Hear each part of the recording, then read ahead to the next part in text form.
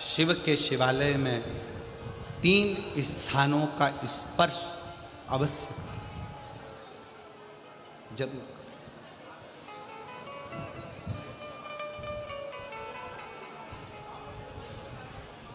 किसी किसी मंदिर में शंकर जी के शिवलिंग को छूने नहीं देते, जैसे दक्षिण साइड में, साउथ में। तो अपने ही घर में जो शिवलिंग है उसके 3 स्थानों का स्पर्श अवश्य करें। समझिए,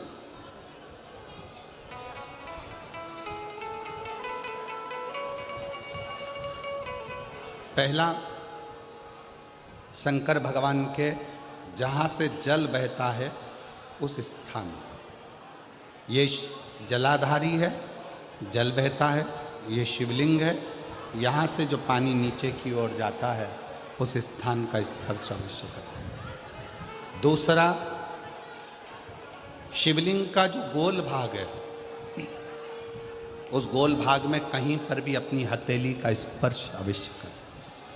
तीसरा, शंकर भगवान के शिवलिंग का जो ऊपर का भाग है वहाँ अपने अस्त्र का स्पर्श अवश्य करें।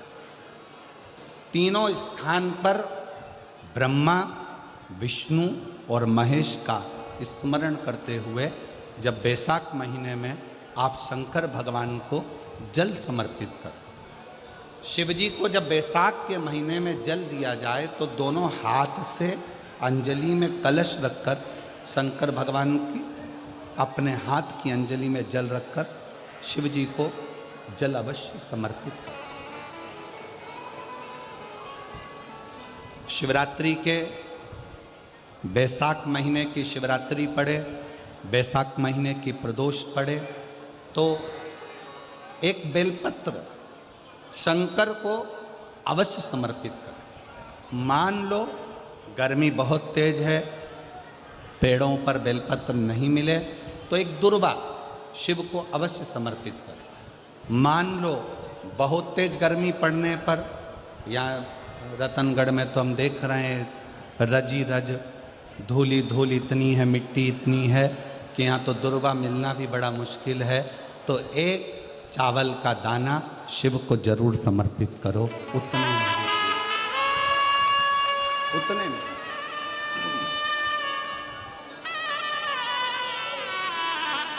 और वैशाख महीने में सबसे ज़्यादा जरूरी है, जो सबसे ज़्यादा जरूरी है वैशाख महीने में, वो जलाशय अर्थात अपने घर के नज़दीक में कोई पानी का स्थान हो, जलाशय हो, वहाँ का जल शिव को समर्पित करना, या शिव के नंदी के पास में। और हम तो कहेंगे शंकर का नंदी केवल मंदिर में मत देखो, आपके घर के आसपास में हमारे मारवाड़ की पहले की रीति रही है। राजस्थान में बहुत सालों पहले, जब लगभग 19 से 20 साल पहले हम फलोदी में आए थे, 20 साल पहले, और 20 साल पहले जब हम फलोदी में आए थे राजस्थान में, तो हमने उस फलोदी राजस्थान में देखा था कि प्रत्येक घर के बाहर पत्थर का एक छोटा सा कुंडा जैसा होता। 2 चीज़ें हमने फलोदी राजस्थान में प्रत्येक घर के बाहर 20 साल पहले देखी थी।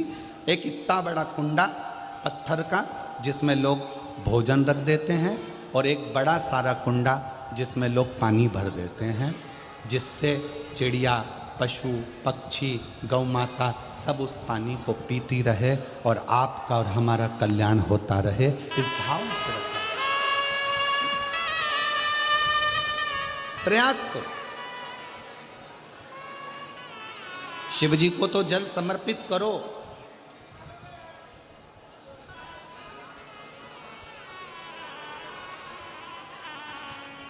साथ में कोई जीव का भी अगर कल्याण हो जाए आपके एक लोटा जल से, तो उसको भी जल दीजिए, उसको भी।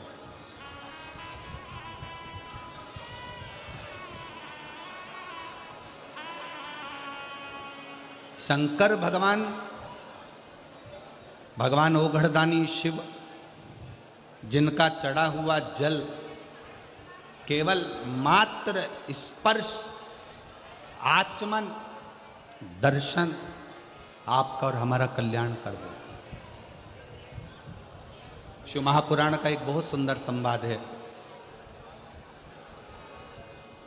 काशी प्रदेश में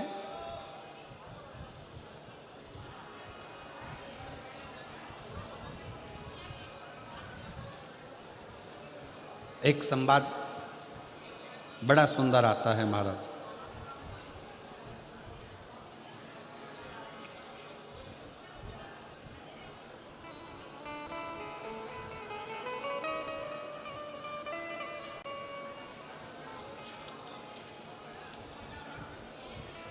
सिंहपुर प्रदेश में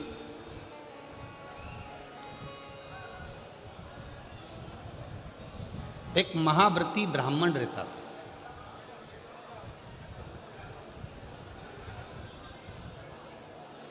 शिव जी का बड़ा उपासक था, शंकर का बड़ा भक्त था। महाव्रती ब्राह्मण का कर्तव्य, सबसे बड़ा कर्तव्य उस महाव्रती ब्राह्मण का था कि शंकर के मंदिर में जाकर झाड़ू लगाना, पोछा लगाना, दीप लगाना, शिवलिंग को श्रृंगारित कर देना, स्नान करा देना, पूजन कर लेना और शंकर की भक्ति को धारण करना। पंचाक्षर मंत्र का जाप, षडाक्षर मंत्र का जाप।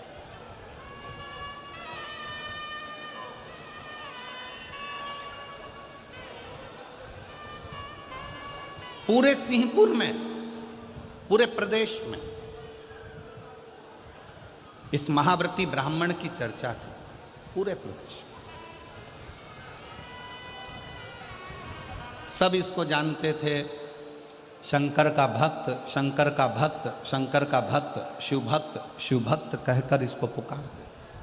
पर इसकी पत्नी और इसकी लड़की, एक बेटी थी, पत्नी, दोनों इतनी सुंदर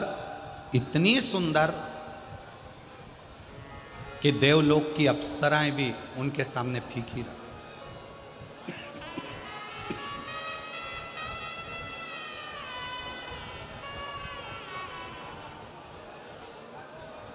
और शिव महापुराण की कथा एक बात बहुत अच्छे से कहती है, शरीर की सुंदरता से ज्यादा जरूरत है मन की सुंदरता की। मन की,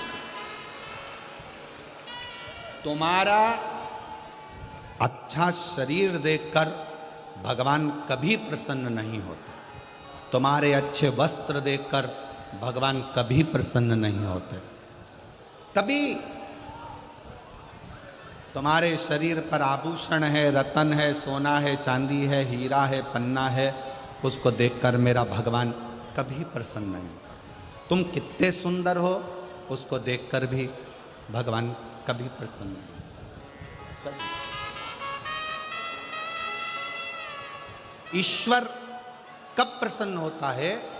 जब तुम्हारे दिल में आए हुए मेहमान के प्रति, अतिथि के प्रति आदर का भाव हो और घर में जितने सदस्य रह रहे हों सबका सम्मान यदि तुम कर रहे हो तो भगवान तुम पर प्रसन्न। अब सुंदर तो तुम बहुत, और नी भी सुंदर होगे तो ब्यूटी पार्लर जाके हो जाओगे। सुंदर तो तुम बहुत,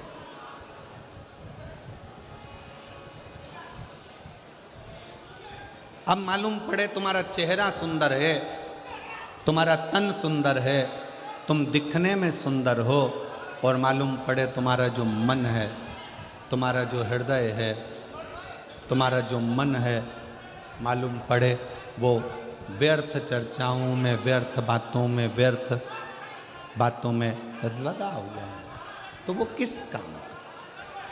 उसकी मूलता क्या है? वो किस काम का? इसलिए शिव महापुराण की कथा ने एक बहुत सुंदर बात कही, शंभो शरण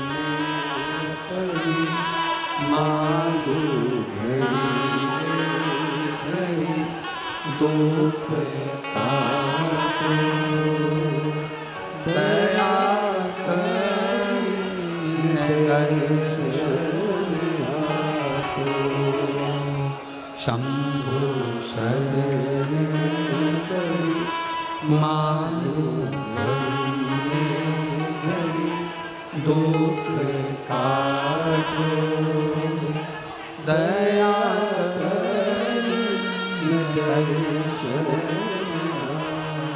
ओम श्री शिवाय नमस्तुभ्यं श्री शिवाय नमस्तुभ्यं श्री शिवाय नमस्तुभ्यं श्री शिवाय नमस्तुभ्यं श्री शिवाय नमस्तुभ्यं श्री शिवाय नमस्तुभ्यं श्री शिवाय सब बोलो प्रेम से बोलो श्री शिवाय नमस्तुभ्यं श्री शिवाय नमस्तुभ्यं श्री शिवाय नमस्तुभ्यं श्री शिवाय नमस्तुभ्यं श्री शिवाय नमस्तुभ्यं श्री शिवाय नमस्तुभ्यं श्री शिवाय नमस्तुभ्यं श्री शिवाय नमस्तुभ्यं श्री शिवाय नमस्तुभ्यं। वो सुंदरता किसी काम की नहीं जिस सुंदरता में भगवान की भक्ति न हो, ईश्वर की भक्ति न हो।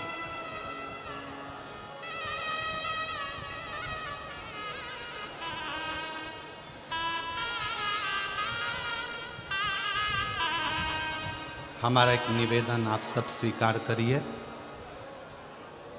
करबद्ध निवेदन करेंगे। अगर आगे बैठने की इतनी लालसा यदि आप लोगों को रहती है तो जैसे सब लोग सवेरे 9 बजे आकर बैठते हैं ऐसे आकर बैठोगे तो समय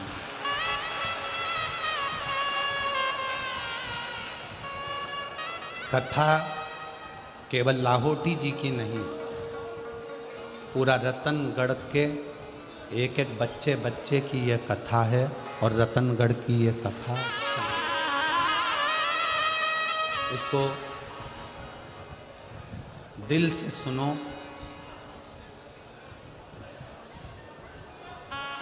हमारे शरीर में 2 दिन से बुखार है और 2 दिन से गले में इन्फेक्शन है।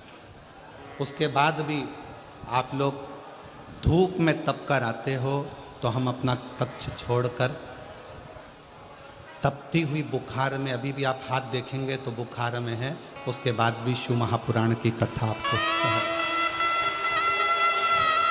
केवल इसलिए एक पत्र में एक बहन ने परसों के दिन लिखकर भेजा था, कथा होए चाहे ना हो, हम पति पत्नी पंडाल को प्रणाम करने के लिए रोज आएंगे, भले गुरुजी आप कथा करो चाहे ना करो।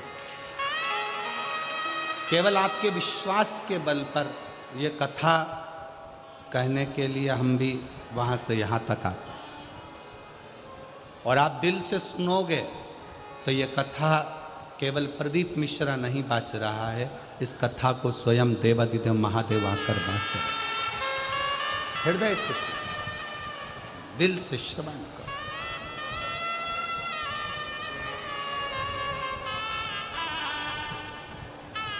इतने अच्छे अच्छे पत्र यहाँ ढेर लगा हुआ है पत्रों का, पर हम पत्र भी कम पढ़ रहे हैं। क्यों? राजस्थान में कथा कम होती है अगर इन लोगों को दिल से मिल गई और इनकी झोली भर गई तो अगली कथा में 1 मई को पत्र पढ़ लेंगे। इसमें कोई हृदय से सुन, ये वो अमृत है। 7 दिन पूरा होने के बाद तरसोगे कि हमारे नज़दीक में कथा होकर चली गई, मैं झोली भरकर नहीं ला सकी। अगर उस 2.5 घंटे की कथा को मैं अगर दिल से सुनकर प्रार्थना कर लेती, श्री शिवाय नमस्तुभ्यम बोलकर उसको अपना मन का भाव कह देती, तो शायद मेरी झोली खुशियों से 3 महीने के अंदर भरा जाती। और हम 3 महीने का भी इंतजार नहीं करेंगे। 17 तारीख को, कितनी तारीख को यहाँ कथा विराम है? 17 तारीख को यहाँ कथा विराम है। 1 मई को चालू है। शंकर जी को यहाँ बैठ करके कर जाना। 3 महीने का इंतजार नहीं करूँगी। 1 मई जो जयपुर में कथा है 7 मई तक, उसमें मेरा पत्र वहाँ मिलना चाहिए, तो जानूँ कि तू शिव। विश्वास के साथ सुन, भरोसे के साथ कथा का रस तत्व ग्रहण कर। शिव कथा कह रहे हैं। सिंहपुर प्रदेश में एक व्रती ब्राह्मण रहता था। वो व्रती ब्राह्मण साधारण नहीं था, उसका व्रत बड़ा प्रबल था। व्रत का मतलब ये नहीं होता कि आप भूखे रहो।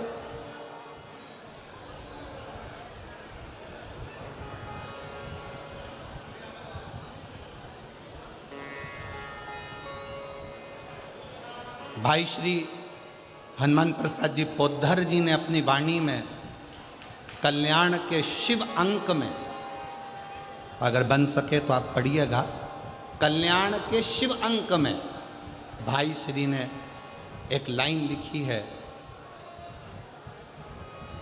भाई श्री ने अपनी वाणी में लिखा कि भगवान को पाने के लिए अगर तुम अपने दिल से एक बार अगर मुख से कह दोगे कि हे प्रभु मैं तुम्हारा हूँ और तुम मेरे हो, बस ये बात अगर दिल से कह दी तो परमात्मा भी तुम्हारा हो जाता है और तुम परमात्मा के हो जाते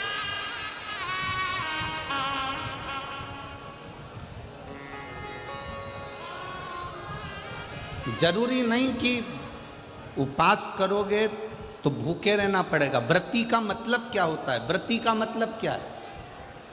एक सिंहपुर प्रदेश में एक व्रती ब्राह्मण रहता था। व्रती ब्राह्मण का मतलब ये है कि वो कुछ खाए पीने से या उपास रखने से, साबूदाना खाने से, मोरधन खाने से, चिप्स खाने से, वेपर्स खाने से, पपीता खाने से, सेवफल या केला खाने से व्रत नहीं होता।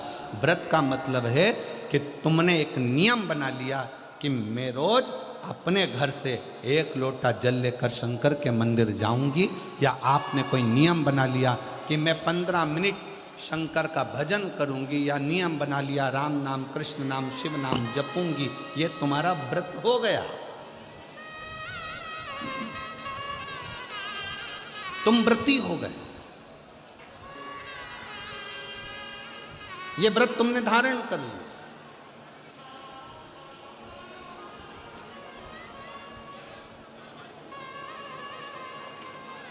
कई माताओं ने नियम बनाया, रतनगढ़ की ही रहने वाली माताएं, कई माताएं रतनगढ़ की ही रहने वाली पंडाल में रह रही है, कई माताएं रतनगढ़ की। उसने नियम लिया कि मुझे 7 दिन कथा सुनना है।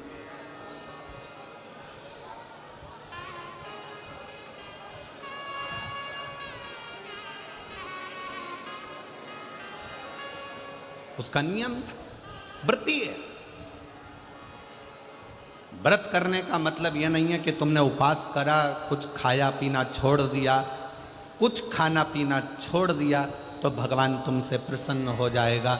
शिव महापुराण की कथा कहती है, शंकर भगवान की कथा कहती है, यहाँ शिव पुराण कहती है कि आपका एक व्रत, कुछ भी अपनी जिंदगी में एक संकल्प, एक नियम ले लो, शिव पूरा कर देगा।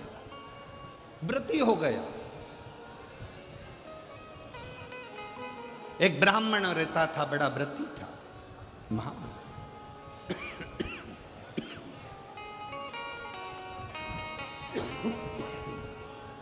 और वो महाव्रती ब्राह्मण, उसकी पत्नी और उसकी बेटी बहुत सुंदर थी। देवलोक की अप्सराएं उसके सामने फीकी थी। ब्राह्मण को ना पत्नी गिनती थी, ना बेटी गिनती थी। ना पत्नी गिनती, ना बेटी गिनती। खूब अपशब्द कहते, पत्नी ताना दे देती, आड़ा टेढ़ा बोल देती, अपशब्द कह देती। शिव महापुराण की कथा कहती है, तुम्हारे बच्चे घर में जन्म ले लेना, बच्चों का जन्म आपके घर में हो गया ना, तो पति से निवेदन है, पत्नी को गाली देकर बात ना करे, और पत्नी से निवेदन है, पति को अपशब्द कहकर बात ना करे, नहीं तो आपका बुढ़ापा बिगड़ेगा जरूर। बुढ़ापा जरूर बिगड़ेगा। कारण क्या है? आप अपनी पत्नी का आदर नहीं करोगे तो बुढ़ापे में आपके बच्चे भी आपकी पत्नी का आदर नहीं करेंगे। आप अपने पति का आदर नहीं करोगे तो बुढ़ापे में आपके बच्चे आपके पति का आदर नहीं करेंगे, और तुम दोनों का बुढ़ापा धीरे धीरे धीरे धीरे बेकार हो जाएगा। बेकार। सम्मान करो। अपने बच्चों के सामने कभी मत कहो कि तेरी माँ में अक्ल नहीं है। भले वो पढ़े लिखी नहीं है, भले उसने बीए एमबीए नहीं करा, भले उसने सीए नहीं बनी, भले वो डॉक्टर नहीं, इंजीनियर नहीं, पर अपने बच्चों के सामने ये बात रखो, तेरी माँ के बराबर कोई विद्वान नहीं है, तुझे विद्वान वो बना कर रखेगी, ये निश्चित है। कई माता पिता अपने बच्चों के सामने अपने को ऊंचा दिखाने के चक्कर में अपने पिता को अपशब्द कर, तेरे बाप में तो अकल नहीं है, रत्ती भर की अकल नहीं है, बच्चों के लिए कमाते बन नहीं रहा, यहां वहां घूमता रहता है, तेरा बाप तो पगला है। इस तरह के शब्द जब हम अपने बच्चों के सामने कहते हैं तो बच्चों की दृष्टि में पिता का मान घटते जाता है। कई पिता अपनी पत्नी के लिए कह देते हैं, तेरी माँ में अकल नहीं है, गंवार है, इसका पूरा खानदान बेकार है, पढ़े लिखे तो है नहीं, पूरे ढोर हैं, अकल नहीं है। हम अपने बच्चों के सामने जब पत्नी को इस तरह का शब्द कहते हैं, बच्चों की दृष्टि में वो माँ का सम्मान घटते जाता है। सिंहपुर प्रदेश के महाव्रती ब्राह्मण की पत्नी ने अपनी लड़की के सामने अपने पति का अपमान करना प्रारंभ करा, तो लड़की जैसे जैसे बड़ी होती चली गई वो पिता का अपमान करना सीख गई। पत्नी भी सुंदर थी, बेटी भी सुंदर थी। पिता ब्राह्मण ने विचार करा, मेरी बेटी बड़ी हो गई है, इसका विवाह कर देना चाहिए। बहुत अपशब्द कहती है, कम से कम माँ के चक्कर में ना रहकर विवाह होकर जाएगा तो ससुराल में थोड़ा सा आदर कर लेगी, थोड़ी संवर जाएगी। बेटी के लिए वर देखा, लड़का मिल गया, शादी कर दी। शादी करने के बाद मां से जो सीख कर गई थी, समझ गए क्या तुम लोग, रतनगढ़ वालों? समझ गए? जो मां से सीख कर गई थी, मां अपने पति का आदर नहीं करती थी, तो ये विवाह करने के बाद अपने पति का आदर नहीं करती है। सीख कर गई।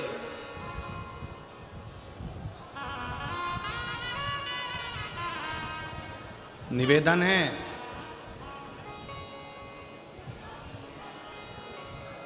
पहले के जमाने में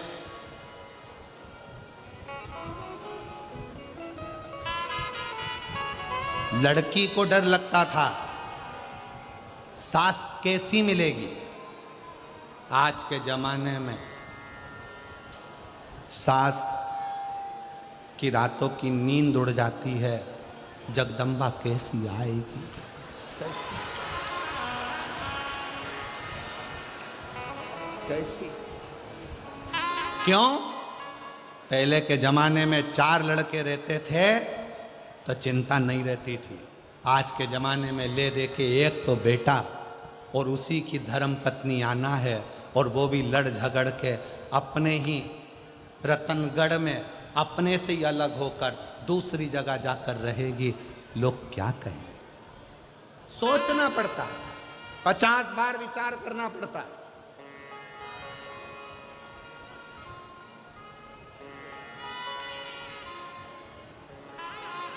आप सबसे निवेदन है, भगवान से अगर आप बेटा मांग रही हो ना, तो भगवान से एक बात और कहना, भोलेनाथ बेटा देना, पर इसके जन्म के समय पर तुम एक लड़की का और जन्म करोगे, इसके लिए जो लिखी होगी भाग्य में। तो बेटा जब मांगो तो भगवान से कहना, इसकी जो पत्नी मिले ना, ऐसी मिले जो मेरी सेवा करती रहे, इतनी कृपा और कर देना। बस करुणा, इतनी दया और।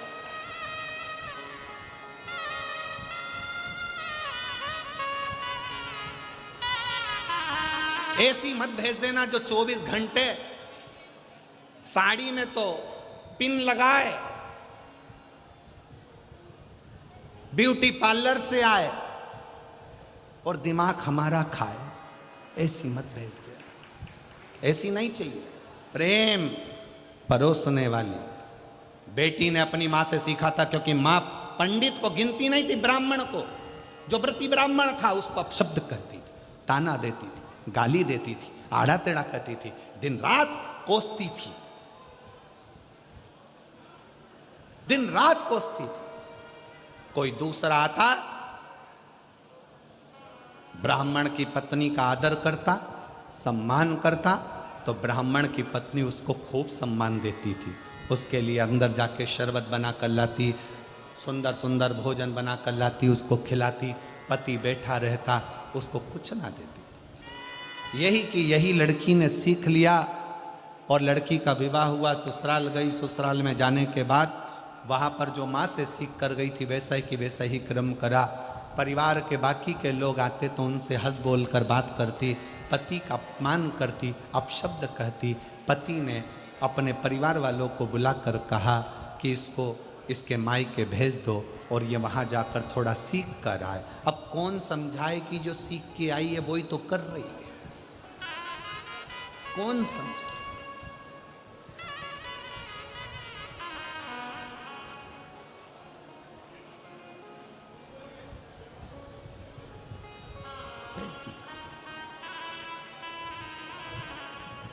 अब लड़की और लड़की की माँ दोनों मिली।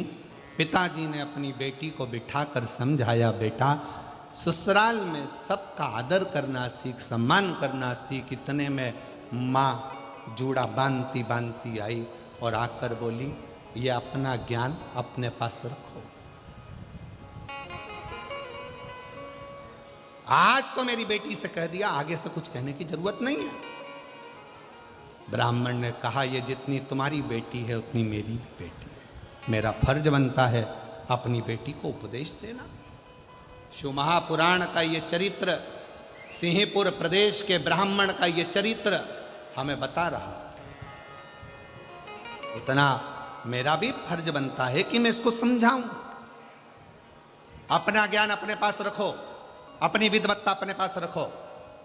मंदिर में घंटी बजाना और शंकर जी को एक लोटा जल चढ़ाना, इसके सिवा तुम्हारे पास कुछ नहीं रखा है। व्यर्थ की बात करते हो। मेरी बेटी ससुराल में जो करना चाहे वो करेगी। ससुराल वाले रखें चाहे ना रखें, माँ ने पत्र लिखकर भेज दिया, मेरी बेटी तो जैसी रही है वैसी रहेगी। ससुराल वालों ने हाथ जोड़कर लिखकर भेज दिया, आपकी बेटी आपके पास रखिए, हम भगवान का भजन करने वाले हैं। इतने में पिताजी ने हाथ पैर जोड़े तो माँ ने कहा कि अगर तुम उन ससुराल वालों के हाथ पैर जोड़ने गए तो हम यहाँ नहीं रहेंगे। और माँ और बेटी ने अपना दोनों का बैग उठाया, दोनों का सामान लिया और एक उसी नगर में दूसरे स्थान पर जाकर अपना झोपड़ा बनाकर अपना नगर बसा लिया। झोपड़े में रहती थी। अब धीरे धीरे दोनों माँ बेटी ने एक कार्य चालू कर दिया कि माँ भी सुंदर थी और बेटी भी सुंदर थी, तो पर पुरुष पर दृष्टि देने। पर पुरुष परदृष्टि। अब इनकी सुंदरता देखकर, मां की सुंदरता देखकर पुरुष आ जाते, बेटी की सुंदरता देखकर, उनकी युवान अवस्था देखकर पुरुष आ जाते। छोटा सा झोपड़ा था, धीरे धीरे महल बनता गया, महल बनता गया, खूब अच्छा राशि ठाठ हो गया। ब्राह्मण वही शंकर के मंदिर जाना, झाड़ू लगाना, पोछा लगाना, प्रणाम करना, वही क्या करता।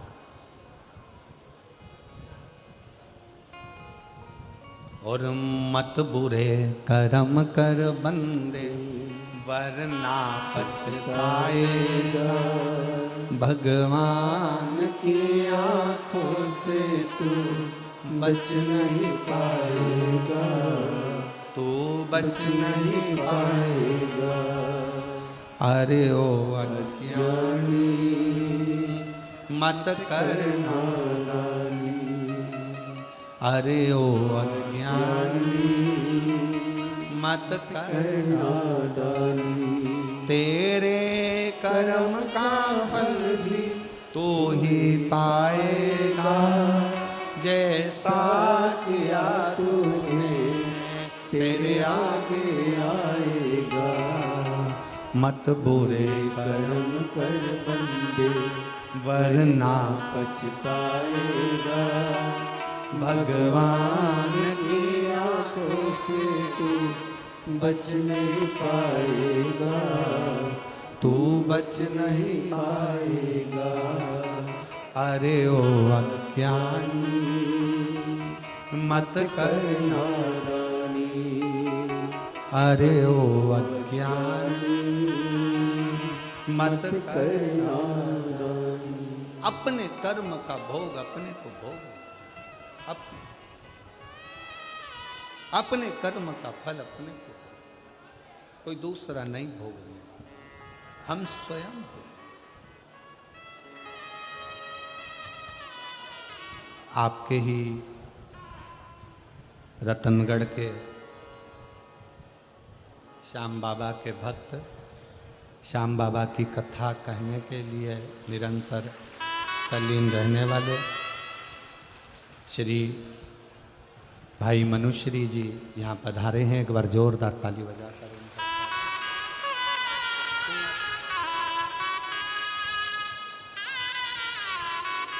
बहुत बहुत साधुवाद और स्वागत वंदन है। श्याम बाबा की बड़ी कृपा आप पर, जो आपकी वाणी से श्याम कथा संपूर्ण विश्व श्रवण कर रहा है। एक बार जोरदार ताली बजाकर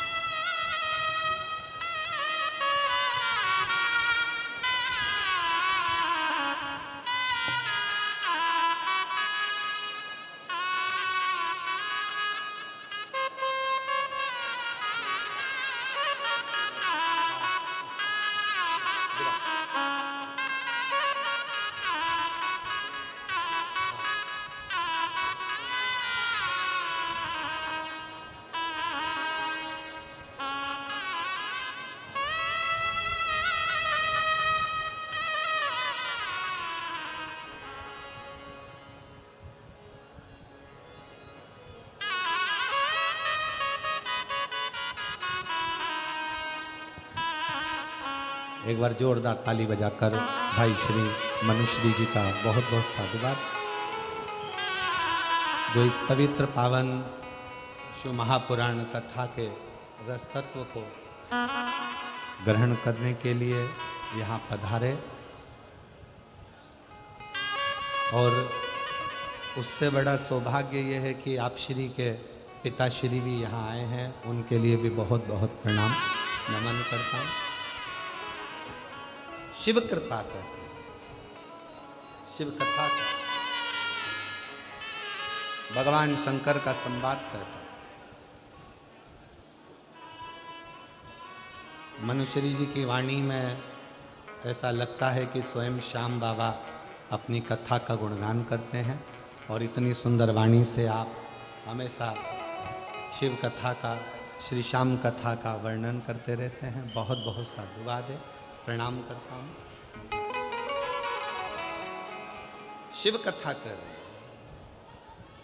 शिव महापुराण की कथा कर रही है सिंहपुर प्रदेश का वो व्रती ब्राह्मण।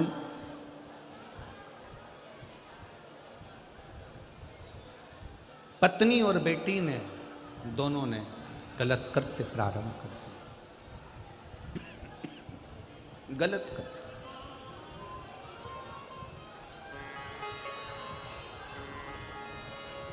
और ऐसा पुरुषों को अपनी ओर आसक्त करना,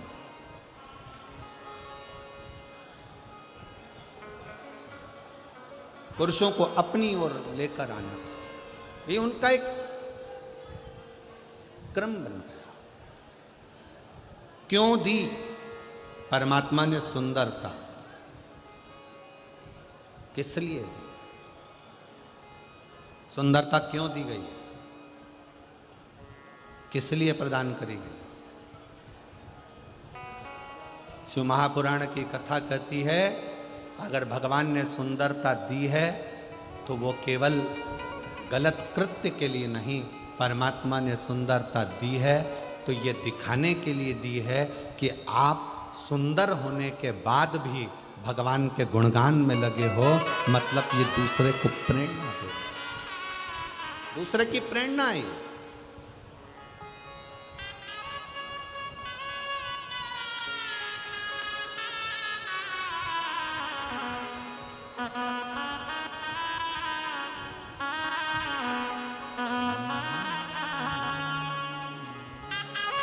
शिव की शरण में आ जा,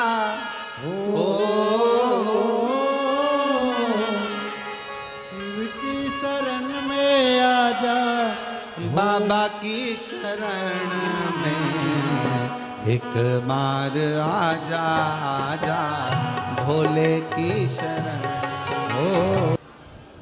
सिंहपुर प्रदेश का जो व्रती ब्राह्मण है, जिसकी धर्म पत्नी बड़ी सुंदर है, बेटी बड़ी सुंदर है,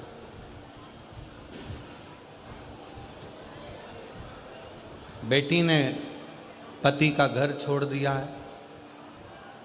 माँ बेटी दोनों एक झोपड़ा बनाकर रहती थीं, पर पुरुषों का स्मरण उनकी चित्तवृत्ति में रहता, पर पुरुषों। और अब धीरे धीरे वो झोपड़ा झोपड़ा नहीं रहा, महल बनता गया। कारण पर पुरुषों को अपनी ओर आसक्त करना, अपने भवन में बुलाना, अपने भवन में रखना, और ना जाने कितने कितने पुरुष ऐसे थे जिन्होंने अपनी पत्नी को, अपने बच्चों को, अपने परिवार को छोड़ दिया। दोनों माँ बेटी के चक्कर। अब ईमानदारी से बोलो, ऐसी सुंदरता किसी काम की है क्या? जम के बोलो जरा, है किसी काम की? किसी के घर की बहू तुम्हारे चक्कर में अगर रो रही है, किसी के घर के बच्चे तुम्हारे चक्कर में बिलख रहे हैं, तो तुम्हारी सुंदरता और तुम्हारा जीवन किसी काम का नहीं, किसी का। हिम्मत बुरे कर्म कर बंदे, वरना पछताएगा, भगवान की आँखों से तू बच नहीं पाएगा, तू बच नहीं पाएगा। अरे ओ अज्ञानी मत कर, तेरे कर्म का फल भी तू ही पाएगा, जैसा किया तूने तेरे आगे आएगा। मत बुरे कर्म कर बंधे वरना पछताएगा। भगवान की आंखों से तू बच नहीं पाएगा, तू बच नहीं पाएगा। शिव कथा कर रही है, वो सुंदरता किसी काम की नहीं जो दूसरे के घर को बर्बाद कर दे, दूसरे के घर को नष्ट कर। क्या करना फिर उस सुंदरता का? समय आया, पत्नी और बेटी दोनों एक बार निकल कर कहीं जा रहे थे। किसी एक राजघराने से दोनों की सुंदरता को देखने के लिए राजा ने उनको बुलाया। ब्राह्मण अपने कर्म में लगा हुआ है, ब्राह्मण अपना कर्म कर रहा है, बुलाया।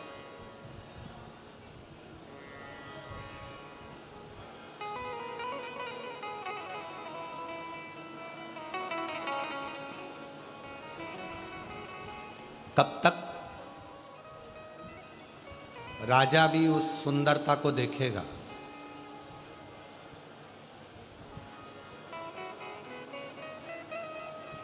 अगर परमात्मा ने तुमको बहुत सुंदर शरीर दिया है ना, उस सुंदर शरीर का सबसे बड़ा प्रयोग है भगवान का भजन करना, भगवान का स्मरण करना और भगवत नाम का जाप करना।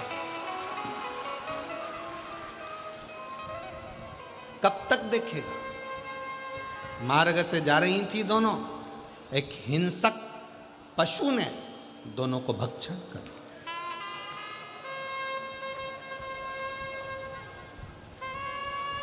दोनों के अब सामने हिंसक पशु खड़ा था। इनको लगा कि मेरी सुंदरता के अगर पशु भी मेरे अधीन होगा।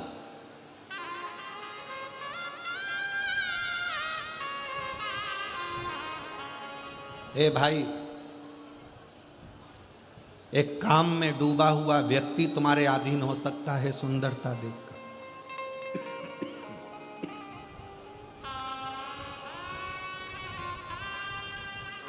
पर पशु तुम्हारी सुंदरता के अधीन नहीं हो सकता। एक बात हमने पहले भी कही, आज फिर कहते हैं।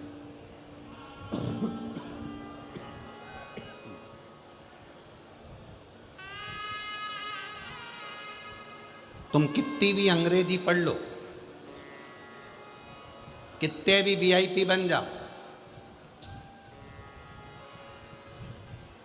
और कुत्ता तुम्हारे पास में तुम्हें काटने के लिए आए और तुम उससे कहो please please please please please,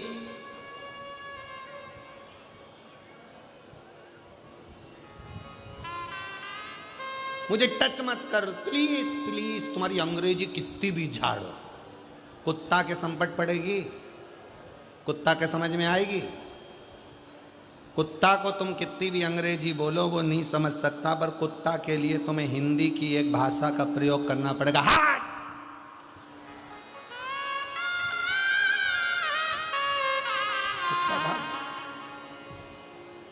उसी तरह तुम्हारी काया कितनी भी सुंदर हो, कितनी भी सुंदर हो, एक कामी व्यक्ति पर तुम्हारी काया का असर हो सकता है, एक लोभी पर तुम्हारी काया का असर हो सकता है, पर तुम्हारी सुंदर काया का असर किसी विरक्त संत पर कभी नहीं हो सकता है, कभी विरक्त पर कभी। किस काम की वो का है? सोच लिया, विचार करा कि दोनों जा रही थी, सामने से हिंसक पशु आया। इनने सोचा अपनी सुंदरता पर जब राजा रीझ सकता है, प्रजा रीझ सकती है, पशु क्या चीज है? पशु ने इनको खा लिया, दोनों मर गए। ऊपर जाए, जमीन पर आए, कुतिया की योनि पाई दोनों ने।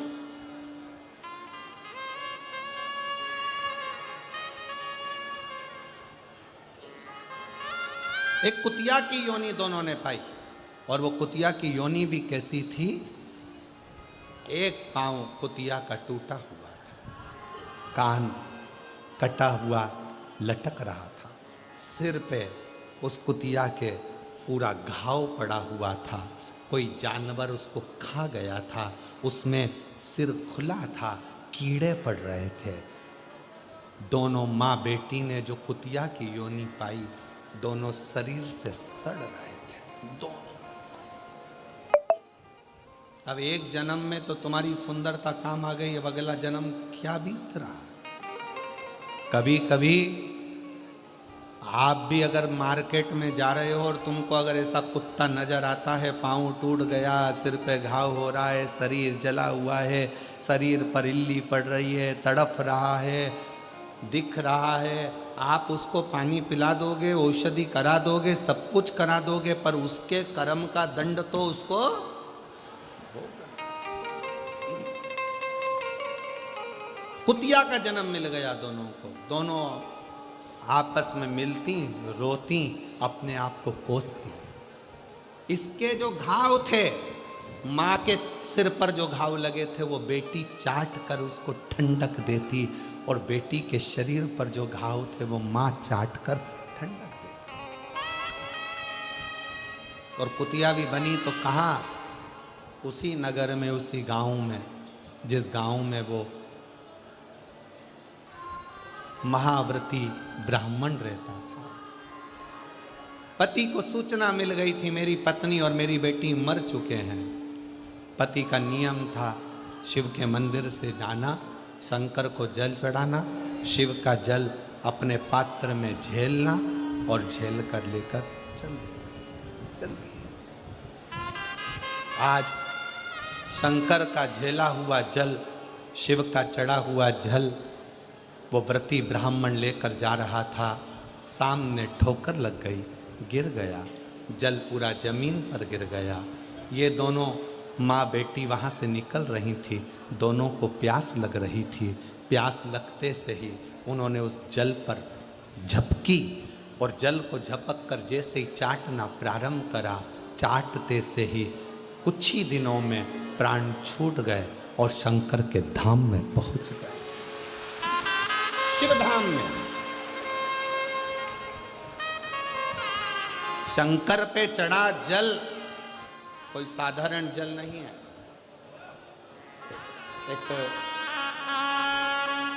बच्चे का एक फोटो लगाया गया है,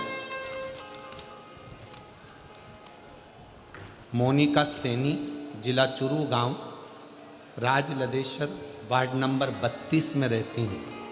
पति का नाम सुरेंद्र सैनी है। कहीं बैठे हों तो हाथ हिला सकते हैं और बेलपत्र लेने के लिए आ सकते हैं। पहले बच्चे का फोटो देखिए, पहले नंबर का। बच्चे के शरीर पर, आँख के पास शरीर में गठाने आ गई थी। पहला फोटो एलईडी पर आप लोग देख रहे होंगे, आस्था चैनल पर देख रहे होंगे। बच्चे की आँख के पास गठान आ गई, शरीर में गठाने आ गई। डॉक्टर को दिखाया, 6 महीने की दवाई ली, फिर भी उसको कोई आराम नहीं मिला। धीरे धीरे वो गठान बढ़ती चली गई। डॉक्टरों ने ऑपरेशन का कह दिया। ऑपरेशन होने का बोला, मन में आया इतने छोटे से बच्चे का कैसे ऑपरेशन कराएं। तब परिवार के एक व्यक्ति ने कहा कि मंदिर जाया करो और शिवजी पे जल चढ़ाया करो। मंदिर जाकर उसका जल लाकर बच्चे के शरीर पर लगाना प्रारंभ करा, और दवाइयाँ भी डॉक्टर को शिव मानकर देना प्रारंभ करी। कुंदकेश्वर महादेव का नाम लेकर दवाई खिलाते, शरीर पर वो जल लगाते। डॉक्टर ने फिर वापस रिपोर्ट देखकर कहा इसका ऑपरेशन करा लो, गठान बढ़ रही है। पर शिव पर भरोसा प्रबल था, और बाबा की ऐसी कृपा हुई कि धीरे धीरे करते करते, जल लगाते लगाते वो गठान पूरी गल ही गई और ऑपरेशन की जरूरत नहीं पड़ी। दूसरा फोटो उस बच्चे का जिसमें उसके गठान गल चुकी है। पहले फोटो में गठान है, दूसरे फोटो में गठान गल चुकी है। अगर कहीं बच्चा बैठा हो और उसके आए हों माता पिता, तो बच्चे को ला सकते। शिव तत्व किसको कहते हैं? शंकर की भक्ति किसको कहते हैं? शिव पे चढ़ा हुआ जल साधारण नहीं होता। शंकर पर चढ़ी हुई बेलपत्र साधारण नहीं होती। पूज्य संत शिरोमणि श्री कौशिक जी महाराज जी बैठे हैं, जिन्होंने अपनी वाणी में बेलपत्र की महत्वता, शमी पत्र की महत्वता, शमी के वृक्ष की महत्वता, साथ में श्री शिवाय नमस्तुभ्यम की महत्वता अपनी वाणी में निरंतर कही। निरंतर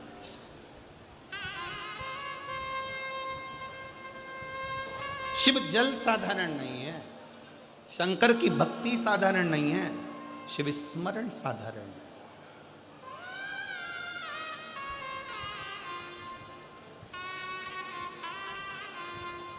कितना फल है जल का।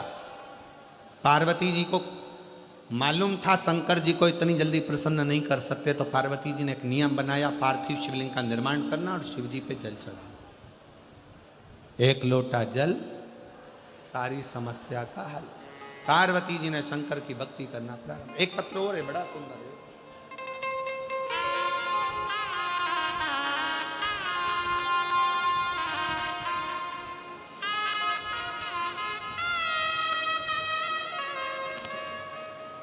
कुसुम शर्मा, विनोद कुमार शर्मा, जय पहाड़ी, जिला झुंझुनू, राजस्थान। मेरा मोबाइल नंबर ये है।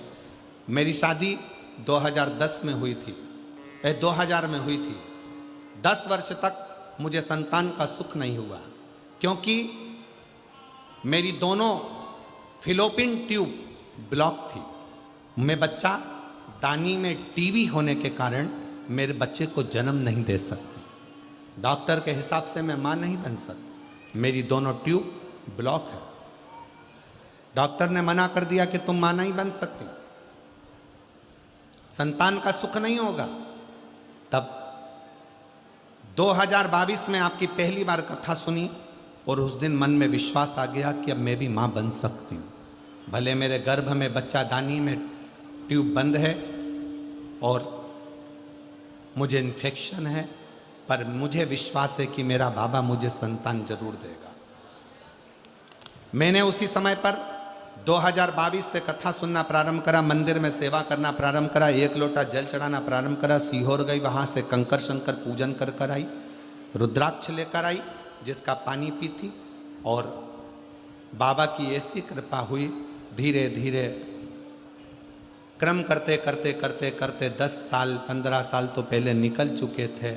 और 25 वर्ष के बाद 2000 में मेरी शादी हुई।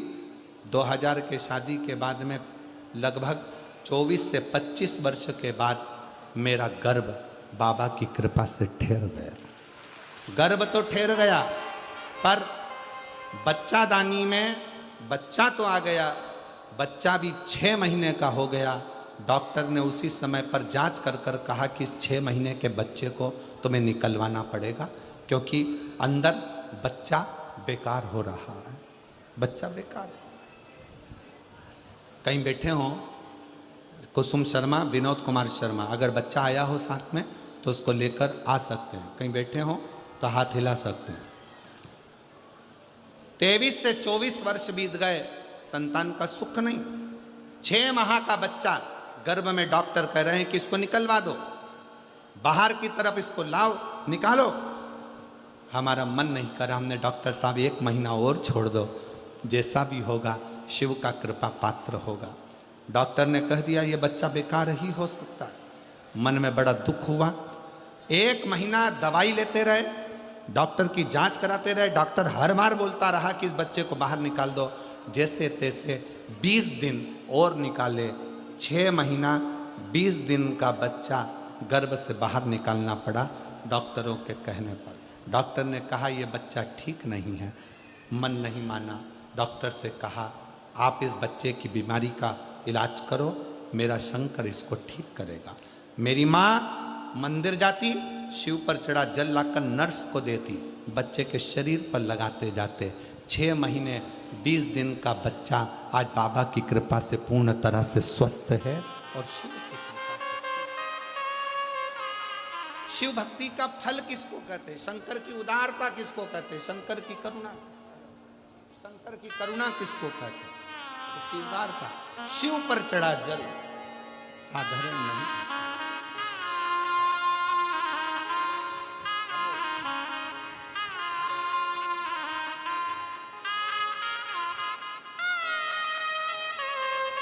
यही बच्ची है जिसके गठान हो गई थी और डॉक्टर ऑपरेशन का बार बार कह रहे थे, और आज बाबा की कृपा से पूर्ण तरह से स्वस्थ है। एक बार जोरदार ताली बजाए।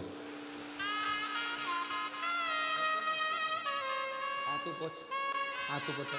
अच्छी खुश होकर जब तो ठीक हो गई। अब क्या आंसू पोछो, वापिस आंसू पोछो।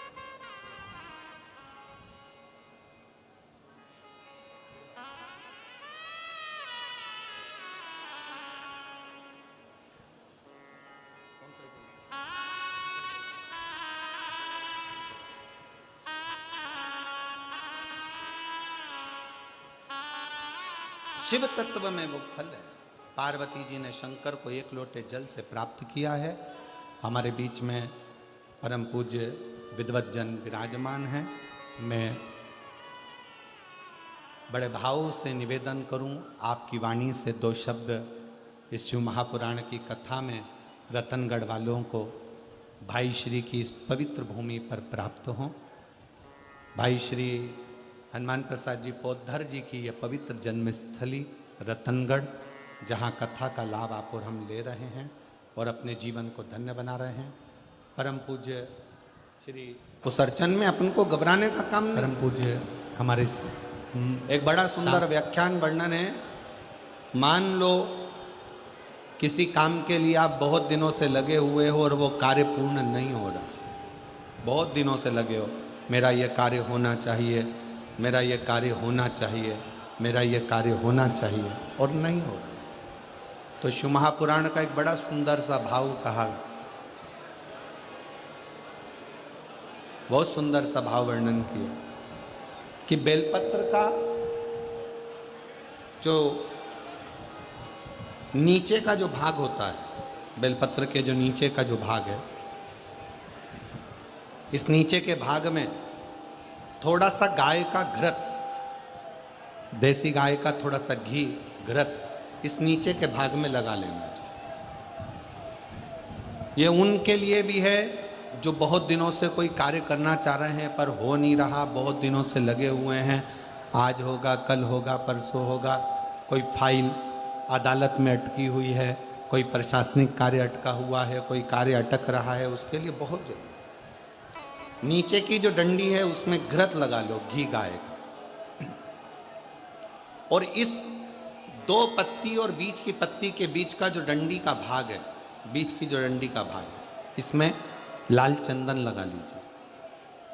बीच के भाग में लाल चंदन, और किसी भी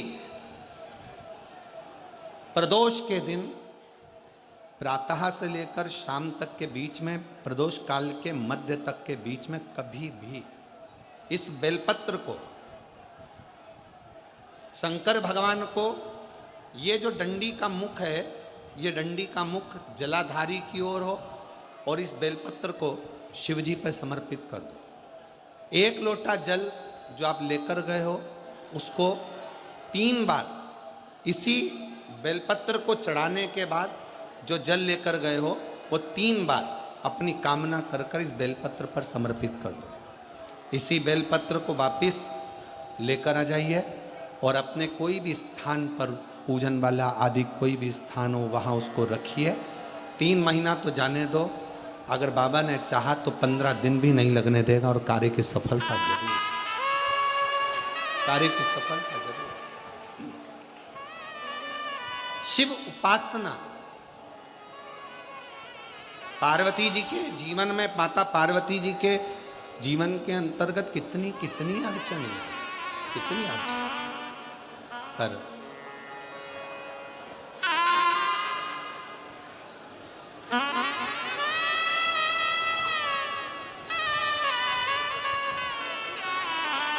एक बार जोरदार ताली बजाओ। 25 साल के बाद ये बच्चा हुआ है, एक बार जोरदार ताली बजाओ। 25 साल के बाद बाबा ने दिया है। शंभो शंभो, प्रणाम करो, प्रणाम करो।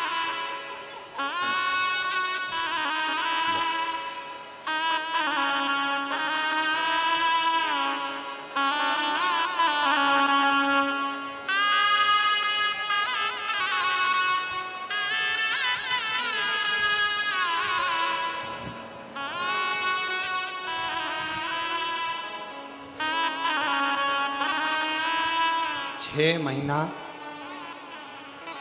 20 दिन की डॉक्टर ने कह दिया था कि ये शरीर इसका गल चुका है, बेकार हो चुकी है, ये है नहीं, इसको निकाल दो।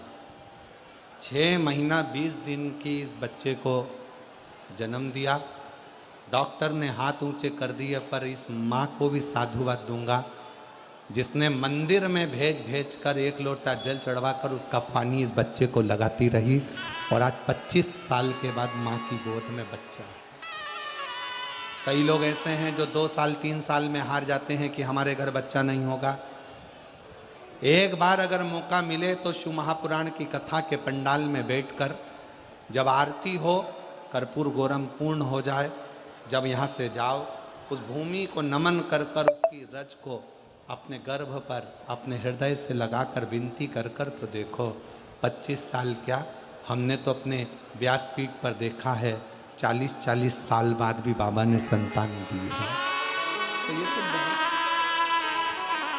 25 वर्ष के बाद औलाद हुई, उससे रिश्ता जोड़े।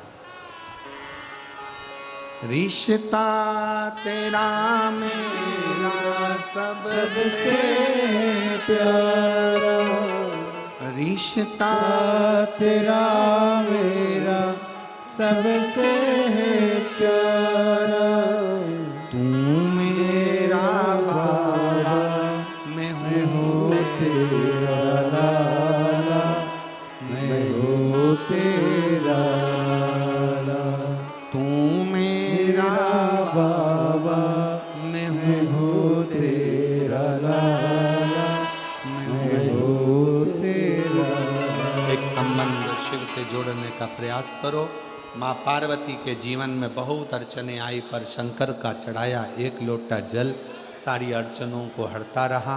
ऐसे भगवान श्री गणेश जी महाराज का प्रागट्य होता है। कल कथा का 6ठा दिन मतलब शिवरात्रि का दिन रहेगा। आप और हम जितने शिव भक्त कल कथा में आए, बड़े प्रेम से कथा सुने। कल रात्रि को भी यहाँ पर कीर्तन भजन जो माताएं रहती हैं खूब करती हैं। परसों के दिन सुबह 8 बजे से 11 बजे तक कथा हो जाएगी। जो लोग 7 दिन की कथा नहीं सुन पाए हैं वो कल और परसों की कथा का इतना लाभ ले लो कि मेरा बाबा तुम्हारी झोली खुशियों से भर दे। इसके बाद में सिंहेश्वर में 21 तारीख से शिव महापुराण की कथा प्रारंभ होगी, जिसका समय सिंहेश्वर बिहार 2 बजे से 5 बजे तक कथा का समय रहेगा सिंहेश्वर बिहार का। और 1 मई से 7 मई तक जयपुर राजस्थान विद्याधर नगर स्टेडियम